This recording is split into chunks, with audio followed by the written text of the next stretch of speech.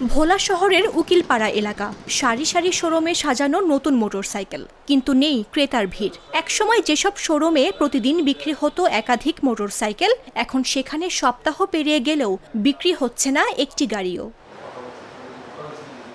ব্যবসায়ীরা জানান, চলমান জ্বালানি সংকটের কারণে ভাড়ায় চালিত মোটরসাইকেলগুলো বন্ধ হয়ে গেছে।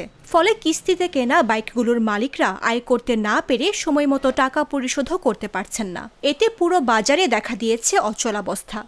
যারা ভাড়ায় চালায় তারা হচ্ছে আমাদের মূল কাস্টমার, কিন্তু তাদের সাথে যোগাযোগ করার কারণে তারা বলতেছে যে তেলের কারণে তারা ঠিক মতন রোডে গাড়ি চালাতে পারতেছে না। এই কারণে তারা আমাদের ঠিক মতন কিস্তিও দিতে পারতেছে না। এই কারণে তারাও আর্থিকভাবে ক্ষতিগ্রস্ত, আমরাও আর্থিকভাবে ক্ষতিগ্রস্ত। আমাদের এই বিজনেসটা এমনভাবে ফল করছে যে লাস্ট এই মান্থে আমরা মাসের প্রায় অর্ধেক চলে গেছে, আমরা একটা গাড়ি বেশি সেল করতে পারিনি।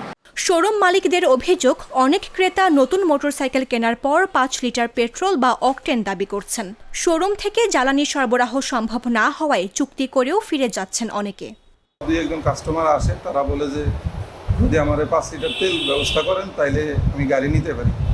তা আমরা তো আর তেল বিক্রি করি না, আর তেল স্টক রাখারও আমাদের কোনো পারমিশন নেই। তেল বিক্রি করবো পাম্প, আমরা বড়দের 1/2 লিটার তেল দিলে তারা পাম্পে যায় ট্যাঙ্কি লোড কিনে। পাম্পে তো তারা অ্যাভেলেবেল তেল পায় না, যার জন্য ওনারা গাড়ি আর কিনে না। তেল বিক্রি করার দায়িত্ব তো আমাদের নেই, সেটার পাম্প আছে বা বিভিন্ন দোকান তেল যারা বিক্রি করে তাদের কাছ থেকে এসে সংগ্রহ করে। তখন তারা বলছে যে না, তেল আমাকে সংগ্রহ করে দেন, তাহলে আমি আপনার কাছ থেকে গাড়ি নিব। তা আমরা তো তেল সংগ্রহ করার দায়িত্ব আমাদের নেই, বাধ্য হয়ে গেরাও বলে তাহলে আমার টাকা ফেরত দেন, আমি আপনার কাছ থেকে গাড়ি নিব। জেলার প্রায় সব শোরুমেই একই চিত্র। কোথাও কোথাও গত 2 সপ্তাহে বিক্রি হয়নি একটি মোটরসাইকেলও। ব্যবসায়ীরা জানান, কিস্তির টাকা পরিশোধ নিয়ে তারা এখন চরম দুশ্চিন্তায় রয়েছেন। কর্মীদের বেতন দেওয়া নিয়েও তৈরি হয়েছে অনিশ্চয়তা। আমরা মাসে 25 থেকে 30টা বাইক সেল করি, কিন্তু এখন তৈলের সমস্যার কারণে আমাদের সেলটা অর্ধেকে নেমে আসছে। স্টাফ খরচের দিকে মেনটেন্যান্স সব কিছু মিলাই ডিলার একটা হিমশিম খেয়ে যাচ্ছে বর্তমানে, এবং ডিলারের সব দিক মিলে একটা দারুণ একটা লসের আশা আমরা করতেছি এবং হচ্ছেও। খুবই খারাপ অবস্থা। এরকম করে চললে দেখা গেছে আমাদের মালিক কর্তৃপক্ষ আমাদের বেতন নিয়ে খুব করবে, তার ইনকাম হচ্ছে না, কোনো কিছু হচ্ছে না, তো বেতন কিভাবে দেবে? তবে জেলা প্রশাসন ও চেম্বার অফ কমার্সের পক্ষ থেকে জ্বালানি সরবরাহ বাড়ানোর আশ্বাস দেওয়া হয়েছে। আমরা চেম্বার অফ কমার্সের পক্ষ থেকে তাদের সাথে যোগাযোগ করেছি।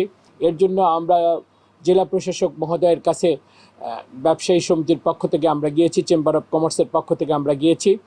তিনি আমাদেরকে আশ্বস্ত করেছেন যে এই চাহিদার চাইতে 50% তেল তিনি সরবরাহ নিশ্চিত করবেন।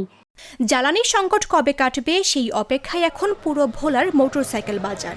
স্বাভাবিক ব্যবসায় ফিরবে কিনা তা নিয়েই অনিশ্চয়তায় ব্যবসায়ী মহল। মামদুহা রাইসা, জাগো নিউজ।